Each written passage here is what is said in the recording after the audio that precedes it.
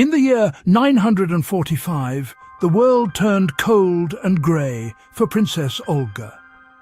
Her husband, Prince Igor of Kiev, was dead. He was not killed in battle. He was murdered far from home by the Drevlian tribe. The Drevlians were people of the deep forests.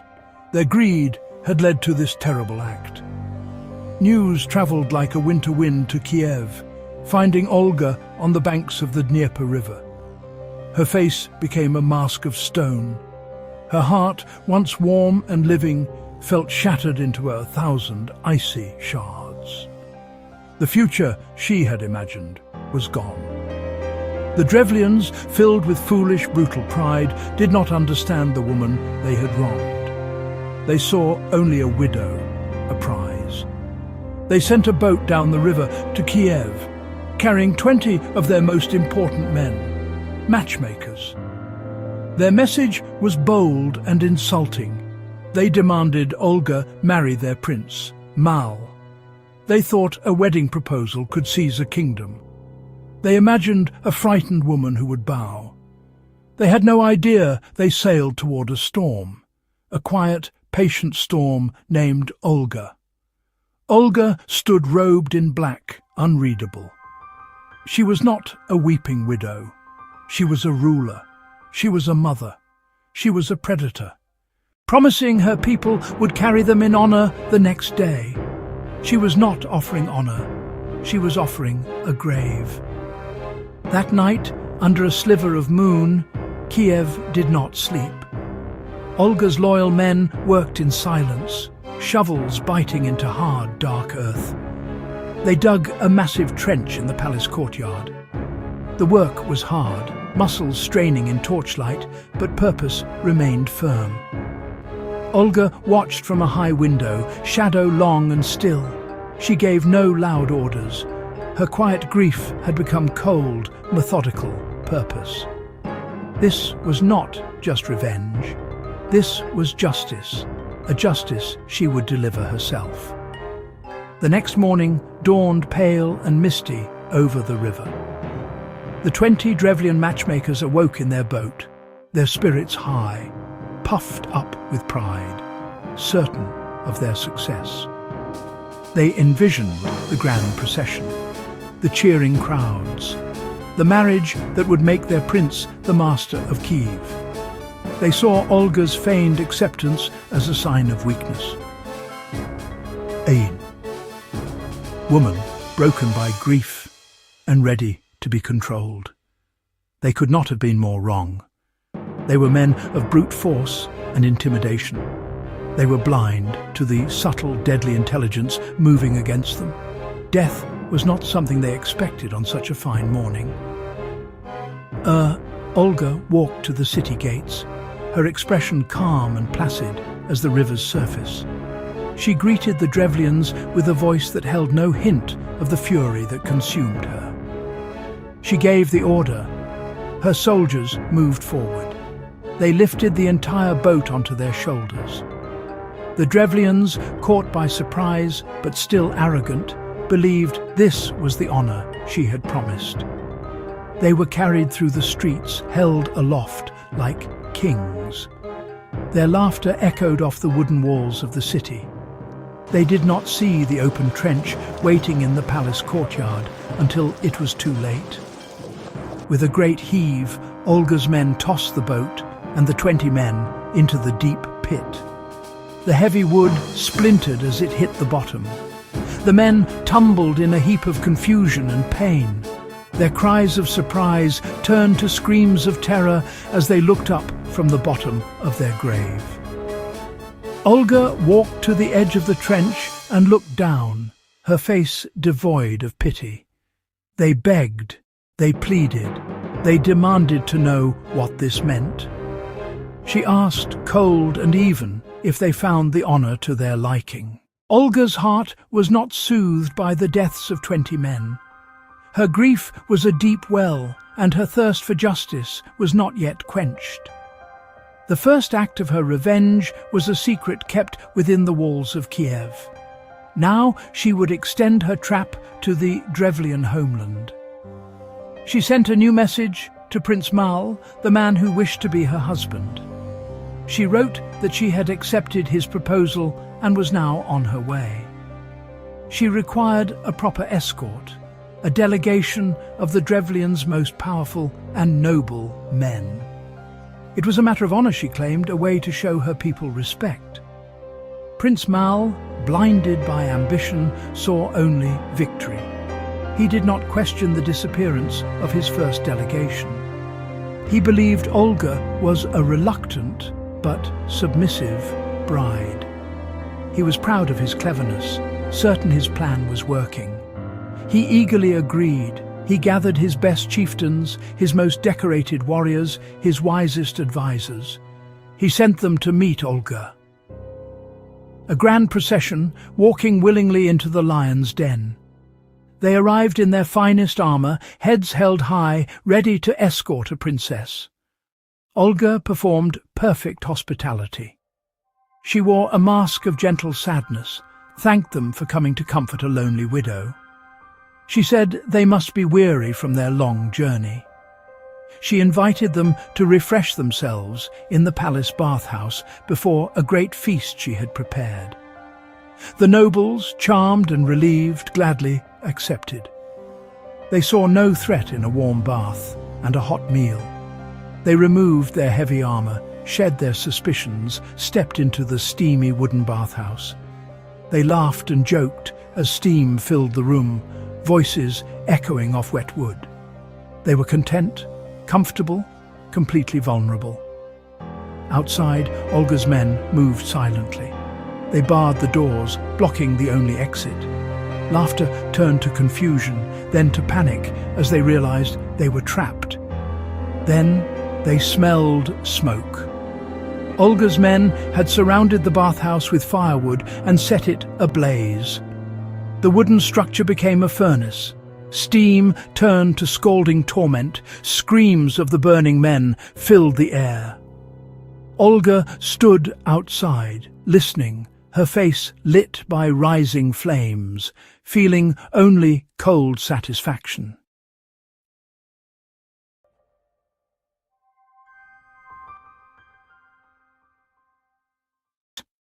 The screams from the bathhouse eventually faded, swallowed by the roar of the fire. But Olga was not finished. Her vengeance was a careful, deliberate crescendo, and the time for secrets was over. Now she would face the Drevlians on their own land. She travelled to the place where Igor had been murdered, announcing that she wished to hold a funeral feast in his honor before she would finally marry Prince Mal. It was a tradition, she explained, a final farewell to her fallen husband.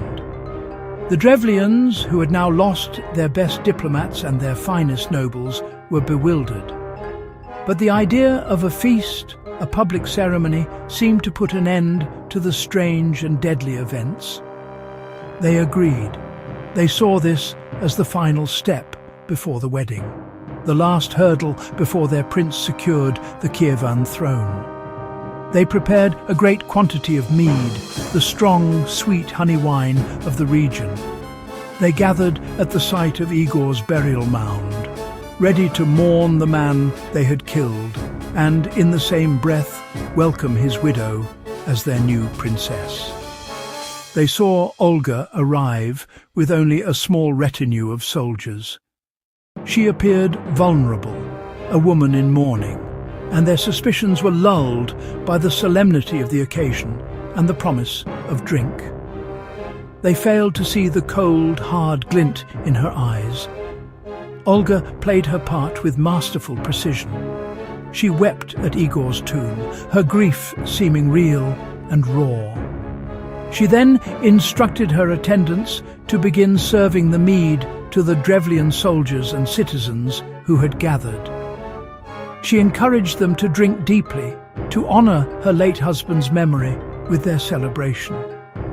The Drevlians needed little encouragement. They drank the strong mead, their spirits rising with each cup. They toasted their own strength, their prince, and their future queen. Their discipline dissolved in a haze of alcohol.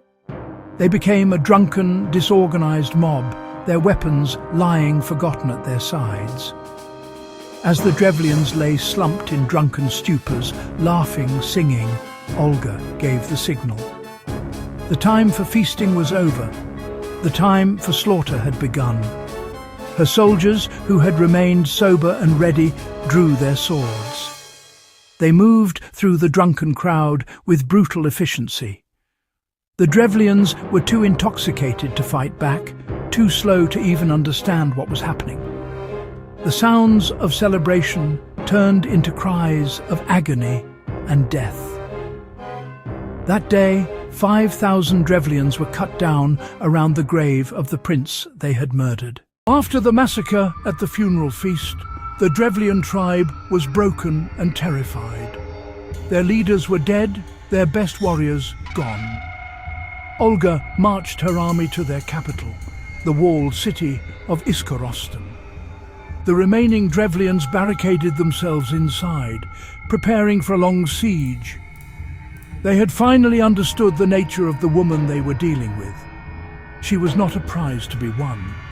She was an instrument of annihilation. For a year, Olga's army surrounded the city, but its walls were strong. The siege was costly and slow, a war of attrition that did not satisfy Olga's burning need for a final, decisive end. She knew that a frontal assault would cost too many of her own men. Her mind, always her sharpest weapon, began to work on a new plan. It was a plan of terrifying ingenuity, a strategy that would turn the Drevlians' own homes against them. She sent a message into the besieged city. She told them that she had punished them enough. She said her anger was finally spent. She had killed their envoys, burned their nobles, slaughtered their soldiers. Now she wanted only a small token tribute to signify their surrender, and then she would leave in peace. Her offer seemed too good to be true. The Drevlians inside the walls were desperate, starving, afraid, tired of the siege. They asked what tribute she required, expecting a demand for gold, furs, honey that would cripple them for a generation. Olga's reply was strange, almost bizarre. She did not want their wealth. She asked for something simple, something they had in abundance. She demanded a tribute of just 3 pigeons and 3 sparrows from every household in the city. The request was so humble, so peculiar, that the Drevlians were overcome with relief. They saw it as a sign that Olga's wrath was truly over. They laughed at the strange whim of the princess. It was a small price to pay for their lives and their city. Eager to end their suffering, the people of Iskorosten went about collecting the birds.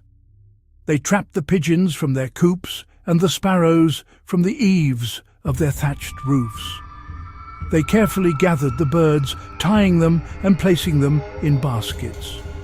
They passed the tribute over the city walls to Olga's soldiers, believing they had just purchased their salvation. They did not realize they were handing their enemy the very keys to their destruction, the instruments that would set their world on fire. As dusk fell over the fields surrounding Iskorosten, a strange and quiet activity began in Olga's camp. The sky darkened. The walls of the city stood as a black silhouette against the deep blue twilight. The people inside settled in for what they believed would be their first peaceful night in over a year. They did not see Olga's soldiers take the baskets of pigeons. They did not see Olga's soldiers take the baskets of sparrows. They did not see the small pieces of cloth. They did not see the sulphur being prepared. They had given away their birds, the creatures that knew every nook and cranny, every nest, every rafter. The birds were simply going to be set free, they thought. Olga gave the order. To the leg of each bird, her soldiers tied a small piece of cloth. The cloth had been soaked in sulphur. The cloth had been soaked in flammable oils. They worked quickly and methodically in the growing darkness. This was the masterstroke, the final poetic act of her revenge. She was not just going to burn their city, she was going to have the city burn itself. Once every bird was prepared, the soldiers lit the cloths. The small embers glowed like angry fireflies in the night. Then, all at once, they released the birds. The sky filled with a terrified flock of living torches. The pigeons, driven by instinct, flew home. The sparrows, driven by instinct, flew home. They did not fly to the fields, they did not fly to the forests. They flew back to the city of Iskarostan. They flew back to their own nests, their own coops, their own familiar perches under the thatched roofs of the houses where they were born. They landed on the dry straw, in the wooden eaves, inside the barns filled with hay. The tiny embers, fanned by the beating of their wings, burst into small, hungry flames. A single spark landed here, another landed there. Across the entire city, at the exact same moment, hundreds of small fires began to burn. The fire spread with terrifying speed. What began as 100 tiny flames quickly merged into a single monstrous inferno. The thatched roofs, dry from a long summer, ignited like tinder. The wooden walls and houses offered no resistance. The people of Iskarostan awoke to a nightmare. Their city was being consumed from within, set ablaze by the sky itself. Panic erupted. They ran from their burning homes only to find the streets choked with smoke and fire. There was no escape. The city that had stood for a year against an army was utterly destroyed in a single night by a flock of birds.